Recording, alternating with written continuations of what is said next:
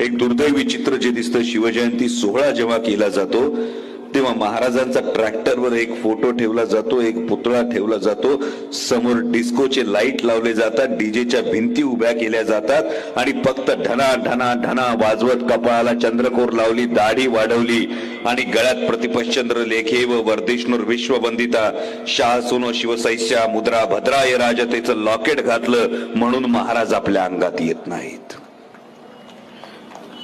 अशी जर शिवजयंती साजरी होणार असेल तर ही शिवजयंती साजरी करू नये अशा प्रामाणिक मताचा मी आहे.